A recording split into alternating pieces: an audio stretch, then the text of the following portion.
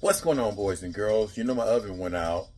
Control panel. They just don't make things like they used to back in the day. You know, you'd have an oven or a stove or a refrigerator, and those things would last you 50 years. Now you buy stuff, you might get 10 years out of it. Anyway, I got the part ordered, but I bought a chicken over the weekend, and I got to cook this chicken because I don't want that chicken to go bad. So I was like, well, how could I cook it? I didn't want to cook it in the microwave. So I said, hey, I got a Big Boss, so I can make a video about my Big Boss because I've cooked chicken in the Big Boss before. We're going to keep this short, guys. If you have a Big Boss Oiless Fryer, you should try it. This thing always comes out good.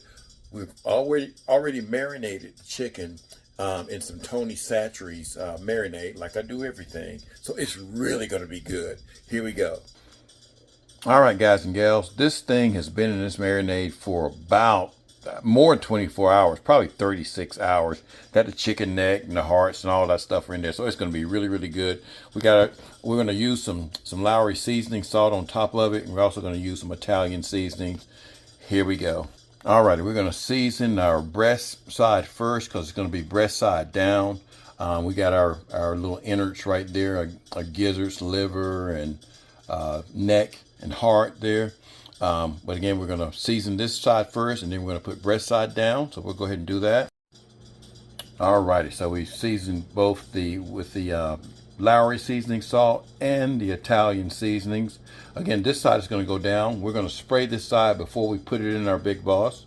Again, get a little coating of spray on that. Then we'll transfer this over to the Big Boss.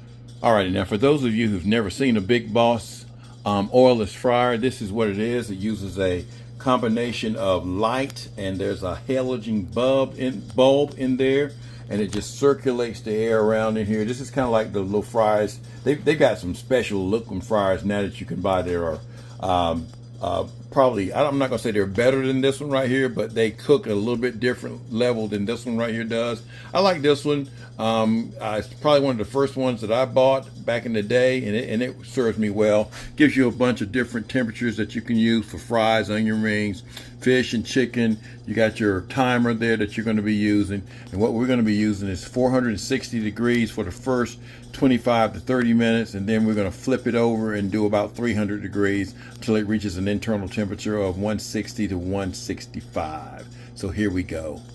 Now I usually put the neck and the gizzard and the liver and the heart down there on the bottom of that little first rack here. All right, then I put the breast side down. We're going to season up this side just like we did the other side, and then spray it again. All right, now I use this ring right here to keep to put a little bit of height, because if you get real close to it, that gives it more of a chance to burn on the top. Now I didn't spray it yet. All right, now we got that baby nice and sprayed. Let's go ahead and put our top on here. Get it on nice and evenly. There you go. All right, we're gonna set this timer for about 30. We're gonna set it for 25 minutes initially, y'all. You see the light has come on down in there, and we're gonna set this to 460 degrees. Now I wouldn't normally cook mine this high in the oven, but that's what we're going to cook this one on. And again, we've got it far enough from the top. So again, the light will come on and off as it cycles through, and then we'll come back when it's time to flip it. Alrighty, so the first 25 minutes, it's kind of brown on the top, so that's a good thing there. We're going to flip this over, and we're going to lower the temperature to about 300 degrees, and remember to spray that side as well. All right, we had to flip it over, and it was no easy task to flip that baby over. So we're gonna go ahead and put this back on. We're gonna set this temperature this time for 300 degrees, and then I'm gonna put a temperature probe in there, guys, and we're gonna cook this until it's done, so usually about another 30 minutes. All right, we got that temperature probe in there. Let's go ahead and cook it. Again, we're gonna set this thing for about 35 minutes, y'all. And we'll come back and check the probe, which is on about 91 degrees right now. We'll come back and check this probe occasionally.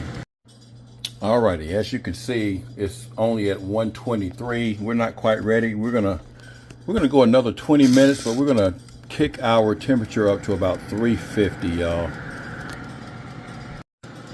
Alrighty, y'all, so it took about an hour and maybe 15 minutes, which is about the amount of time it takes in the regular oven to cook. It's got a nice brown color. We're at 165 degrees right there, so we're going to turn this off and let this rest, and then we'll cut it up and see what it looks like. There you go, guys. It looks good, nice and juicy and tender. It's cooked all the way through. Tastes delicious. I know I've kind of massacred it up when I cut it, but I just wanted y'all to see what it looked like once it was cut. I'm going to cut these up in individual pieces. Takes a little bit longer. Well, not really longer. It's about the same amount of time in the Big Boss. But the chicken flavor is good, and I think marinating it makes it keep all those juices. So I hope you guys enjoyed this video. Like, share, comment, and we'll see you on the next time. Peace.